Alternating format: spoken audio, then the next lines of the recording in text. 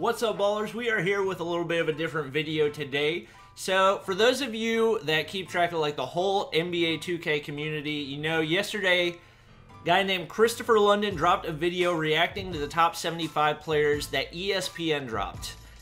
I didn't agree with the majority of the people that ESPN had in this list, but I also didn't want to copy LSK, and so I didn't make a reaction video to the list.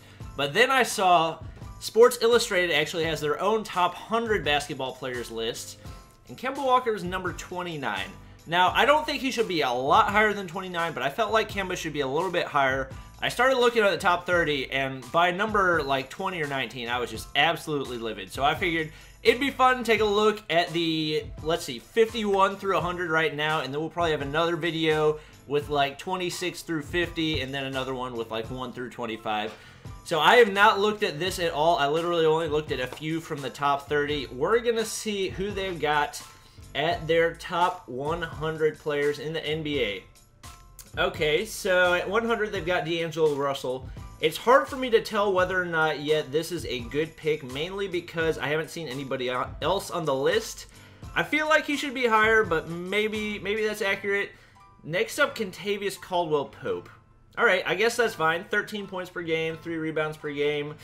Okay, I was looking at Russell's averages, and it said 19, 6, and 4, but that was also per 36 minutes. But that also seems really, really good.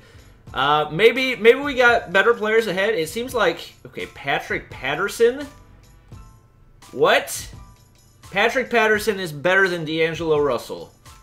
5.9 points per game and 4.5 rebounds. What? What is this? Those are his stats. And he's ahead of D'Angelo Russell, who's averaging... What? D'Angelo Russell's averaging almost 20 points per 36 minutes, and he's behind Patrick... Okay. Alright. Alright, we still got time to improve. It's alright. Ryan Anderson. Okay, he had a pretty solid year. He's a nice stretch four that can shoot the three. I can see him being there. Elfrid Payton, another solid player. Decent stats. 13 points per game. 4.7 rebounds. 6.5 assists. I can see... Taj Gibson? Okay. I guess he's been doing better than I thought. Probably primarily because he's been on the Bulls. Julius Randle. Alright, that's another one I can live with. Kind of mediocre stats. It looks like a lot of this is stat-based. I feel like Lou Williams should be higher. He was an absolute scoring machine once he joined the Rockets. The only reason he wasn't scoring more before was because he was on those trash Lakers. So I feel like he should be better, but once again, we haven't seen the players after him. Patty Mills, okay. I don't think he should be here, especially given the stats that he averaged compared to the guys above him. Lou Williams averaging, coming off the bench, 17.5 points per game, and yet Patty Mills is ahead of him with 9.5. Obviously, Patty Mills... Actually, I wouldn't even say obviously. The Spurs and the Rockets are pretty close in comparison. They're both probably getting about the same amount of minutes, so I feel like Lou Williams should be well ahead of Patty Mills. James Johnson. Oh. Is James Johnson? Okay, apparently he's actually doing stuff now. I guess now that he's not on LeBron's team anymore, averaging a little bit better, I still don't think he should be ahead of... What? Ahead of Lou Williams? Lou Williams is such a good scorer, and he's ahead... Okay. So Patrick Beverley...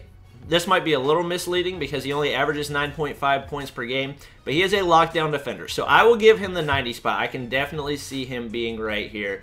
Who we got? Nikola Vucevic, I feel like should be higher. He averaged a triple-double. He's number 89. That seems a little bit low. Apparently, what was he last year? It doesn't show what he was last year, but I feel like he should be higher than 89. Marvin Williams, I love Marvin Williams, but I don't think he should be ahead of Vucevic. I don't think he should be ahead of Beverly. I don't think he should be ahead of Lou Williams. Like, he's a solid shooter, but he's kind of on a scrub team and only averaged 11 and 6 at the power forward position. Okay, it is what it is. I think Rodney Hood's a little bit higher than he needs to be as well. Nerlens Noel is certainly higher than he should be. 8.7 points per game and 6 rebounds per game as a center. Obviously, he's athletic, but if he's just athletic and he can't do anything else, then why is he rated higher than Nikola Vucevic, who averaged a triple-double with the Magic? 11.2 points per game and 6.6, and he can't get a better ranking than Nerlens Noel? That seems... Okay, that seems a little bit ridiculous. All right, Robin Lopez. Oh, wait, this is Robin Lopez, not Brooke Lopez. Okay. I mean, he's a mediocre player. I still don't understand why he's ahead of Nikola Vucevic. Even if he's a little bit more versatile, way worse stats. Not like he was on like a better team that wouldn't allow him to do better. I feel like Vucevic is just really slept on. A lot of people don't realize that he's actually a good player. I'm pretty sure the season before he averaged like 18 points a game and kind of had an off season. Felt like he should have been higher. Wilson Chandler. Oh, he actually had good stats. Okay, I guess I just never really paid attention to him because he plays for the Nuggets, and I don't think I watched a single Nuggets game all season, but 15 points per game, 6.5 rebounds, 2 assists. Okay, not bad. Eric Gordon, 6th man of the year. Looking at those stats, I'm not sure why he's so much ahead of Lou Williams, because I'm pretty sure Lou Williams actually had better stats. Obviously, he's a sharpshooter for sure. He can shoot the lights out, won the three-point contest. So I feel like he should be higher too, but there might be people I'm not thinking about. Robert Covington. On a trash team like the Sixers, only averaging 13 and 6, how is he ahead of all of these players? Shouldn't be ahead of Eric Gordon, shouldn't be ahead of Vucevic, shouldn't be ahead of Patrick Beverly, shouldn't be ahead of, who else? Lou Williams. So many players that should be ahead of him, and I'm not sure how he's made it this high on the list. Because for being on a trash team, you should be able to get better stats than he did. Literally, all of his teammates were injured the entire season, and he still couldn't do better than 13 points per game. Okay.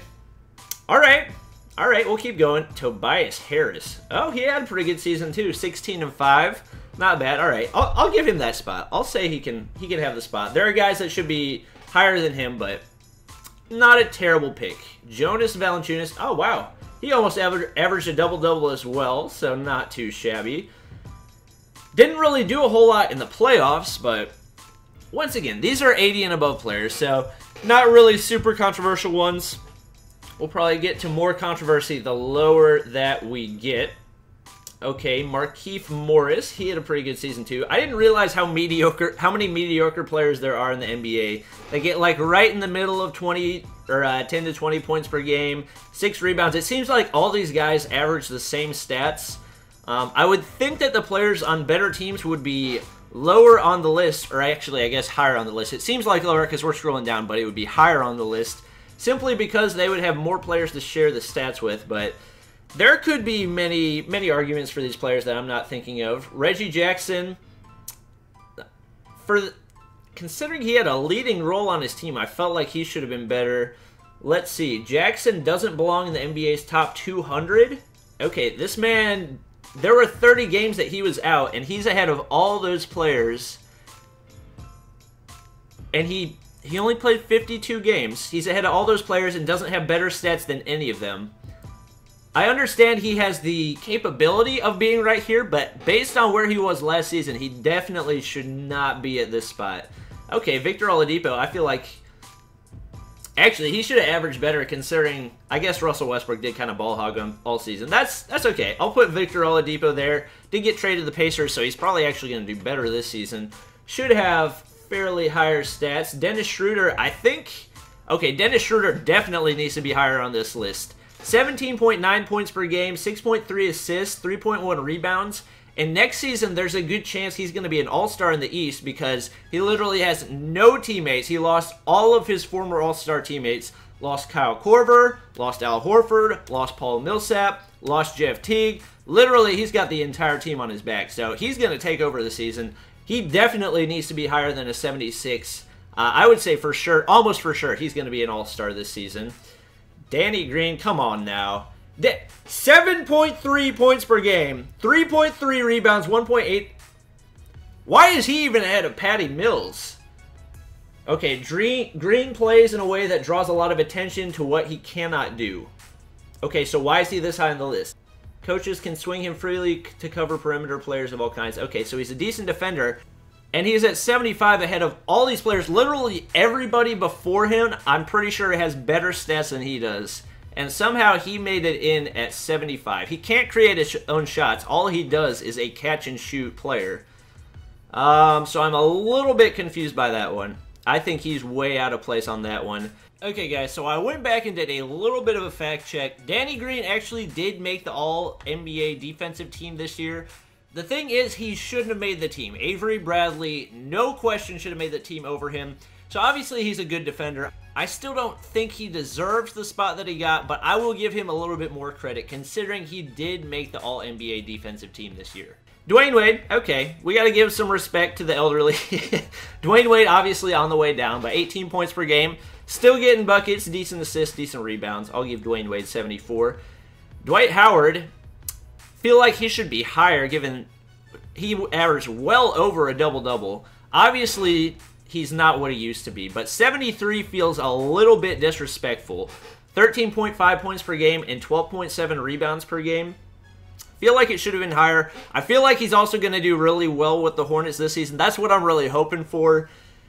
He's definitely going to average the most rebounds on the team. We don't really have any other dominant rebounders on the team, so hopefully he can take over the season, but I feel like he should be higher than 73 as well. Greg Monroe, really falling off. I don't even know why he's this high on the list. 11.7 points per game. This dude used to be a rebounding machine and is now only averaging 6.6. Definitely needs to be higher on the list.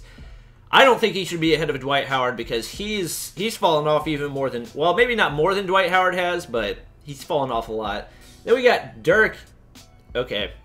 I love Dirk. Dirk is one of the greatest of all time, probably top 2 or 3 power forward of all time, but Dirk should not be here. He is 39 years old. At the end of his career, averaging 14 points per game and 6 rebounds per game. He probably hurts his team more than he helps it. Kind of the whole Kobe situation with Kobe at the end of his career. They kept him in just for respect for him and what he'd done for their franchise, but Dirk does not need to be here. He doesn't need to be ahead of Dwight Howard. Honestly, doesn't need to be ahead of Lou Williams, who was up in the 90s. I still can't figure out how Lou Williams is that high on the list. He should definitely be ahead of Dirk. So I'm a little bit confused. Let's see. There's only so much benefit of the doubt that can be given. I feel like this is way more benefit of the doubt than it should have been given, but he's a liability on defense and coming off his worst shooting season since his rookie year, and he's been injured. And yet he's ahead of all these players. He's ahead of Dwight Howard. He's ahead of Dwayne Wade. He's ahead of Dennis Schroeder, Victor Oladipo. Okay. All right. Okay. That's okay. He's a legend. We'll give him some respect. Cody Zeller. I love the Hornets, but Cody Zeller is trash. Cody Zeller is ahead of Dwight Howard? What? What? 10.3 points per game and 6.5 rebounds? What? What is this based off of? With Zeller, they went 33 and 29. That's not a good record. Without him, they were 3 and... Okay. Well, compared to what they did without him, that's significant, but I don't think that had a huge impact. Part of it's that they don't have any bigs, but that doesn't make him a good player. If he was a good player, he would average good stats. So the fact that Cody Zeller... Oh my gosh. As a Hornets fan, there are at least 20 players on this list that I would take over Cody Zeller, that I would easily trade him for. Oh my gosh. That's kind of ridiculous. Obviously, he's only 24 years old, but still, Cody Zeller is... Whew. Okay, we're going to keep moving. Yusuf Nurkic, okay, he improved a lot this year, but he shouldn't be this high on the list. Definitely not above Dwight Howard. Definitely not above Lou Williams. Honestly, I don't think he should even be ahead of Dirk. Pretty weak stats relative to the other people that we've seen on this list. All right, Miles Turner's on the way up. I'll give him that. Absolutely posterized, who was it? Tristan Thompson in the playoffs. One of the few highlights for the Pacers during their playoff run, or lack thereof, I should say. 14.5 points per game and 7.3 rebounds. Still not better statistically than Dwight Howard, I would say, but he's definitely on the way up. I'll give him that spot. Derek Favors, okay. Really weak stats. What's he averaging defensively? Because that must be the reason that he's this high. I'm pretty sure he had, yeah, he was injured this season as well. Missed 32. He missed 32 games. Why is he this? Like this list does not make sense to me. All these players averaging under 10 points per game, averaging under 7 rebounds per game, are way ahead of players averaging like 17 points per game like Lou Williams. Like, dude is a pure scorer. He had... I'm just confused. And especially now that he's on the Clippers, oh my gosh, he's going to take over this year. Okay, maybe not take over, but he's going to have a good year. Marcin Gortat had a good year. He averaged a double-double. Still, none of these guys better statistically than Dwight Howard. Dwight Howard definitely has the capability to be miles ahead of these guys, given his offensive ability, given his size. If he would actually put in the work, if he would actually like make an attempt to be a good player, to be the player that he used to be, he could be a monster. And he is behind guys like Derek Favors, guys like Yusuf Nurkic. I don't know, man. I don't know about this list. Marcin Gortat. Pau Gasol. All right, we'll give some respect to him as a veteran. I still feel like he's 37 years old. He's on the way down. I don't feel like this is a ranking of where players are now. I feel like half of this ranking is based off either how they did last season and how much they improved, or like the legends that they used to be. You can't go both ways. You got to pick one way that you're going to choose your rankings, and it seems like they're giving respect to how bad players used to be and how good players used to be, and then guys that had really solid seasons, they're just completely disrespecting. Next up, Devin Booker. Okay, Devin Booker, honestly, he should probably be higher. 22 points per game, dropped 70 in one game. I would say he should be higher on this list. Obviously, he doesn't average a ton of rebounds or assists, but 22 points per game, that's well above anybody else that we've seen on this list so far. George Hill, I feel like that's too high too. Like 17 points per game, yes. But other than that, his stats are relatively close to Lou Williams, who was like 91. So I'm not sure how they made these guys so far apart. I still can't believe Lou Williams was as high as he was. Or Dwight Howard. Or Dennis Schroeder. I think those are the three biggest snubs so far. Let's see. Trevor Ariza. Okay, he's a defensive player. They're giving some respect for the defense he's playing right there. He is 32 years old, so a little bit on the way down. Okay points. He's probably still higher than he should be. But he was also sharing points with Lou Williams, Eric Gordon, James Harden, all those guys. So it makes sense that he wouldn't average as many points, and he is probably their primary defender. Ricky Rubio. All right, he's got the assists. I'll give him that. I've never really been a Ricky Rubio fan, but decent points per game. He definitely has the highest assists per game on the list, so we'll give him some respect, put him at 61. Drew Holiday. All right, I guess he's got pretty similar stats to Rubio. We're going to keep going. JJ Redick. Come on now. I understand JJ Redick is a great shooter, but if you look at those stats and compare to probably the last 30 players on the list, I would take Lou Williams over JJ Redick. I would take Eric Gordon over JJ Redick. I'd take Dennis Schroeder. I'd take Dwight Howard. So many players, I don't know. I'm still hung up on Lou Williams. I don't understand how Lou Williams was in the 90s and JJ Redick is a 59 when literally all he can do is catch and shoot. Okay, he's a solid and disciplined defender, so he is a former Duke player, so they're going to teach him how to play defense there, but still feel like that's a bit high. Clint Capella, okay, he's been putting in work. 12.6 and 8.1, that's pretty good. Gary Harris is definitely on the way up, former Michigan State graduate, so I'm a fan. I still don't think that he should be this high on the list. He did average over 42% from behind the three-point line, so I will give him that. Harris sank an incredible... Oh, when he was wide open, he sank 50.6% of his three-pointers. I was having a hard time reading that. He's on the way up. I'm still not sure that he should be ahead of all these guys. Serge Ibaka, kind of like another one of those players that used to be great. He's like a crappier version of Dwight Howard, basically.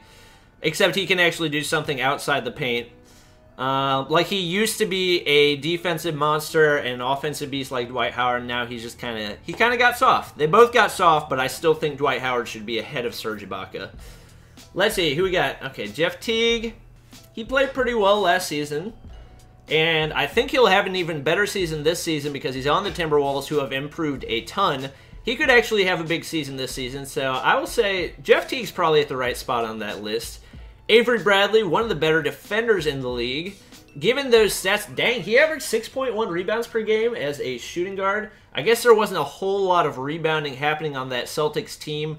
I think he'll have a really good season with the Pistons, so I can see him being right there. I'll give Avery Bradley that one. Otto Porter, that's too high.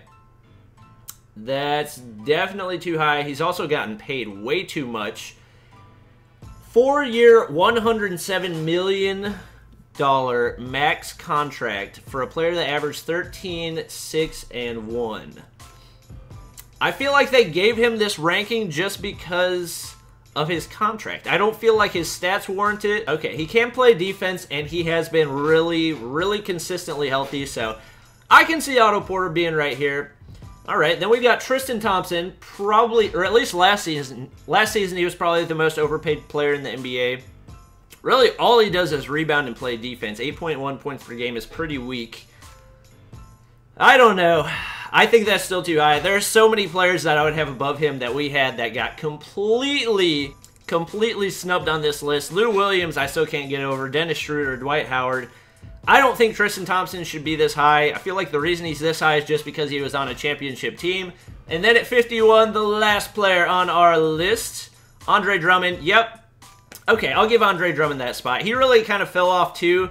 He was an all-star in the 2015-16 season, then he just, I don't know, he kind of lost his dominance, almost like a mini Dwight Howard situation. 13.6 and 13.8, still pretty good stats. Honestly, pretty close to Dwight Howard, so I'm not sure why the heck he's all the way up there. But I see Andre Drummond being at the 51 spot. So let me know what you guys think of the list. That's going to be it for this video. Let me know your guys' thoughts on the list. And make sure to drop a like if you want to see the next episode. And hit the subscribe button if you haven't already. And I'll see you guys next time.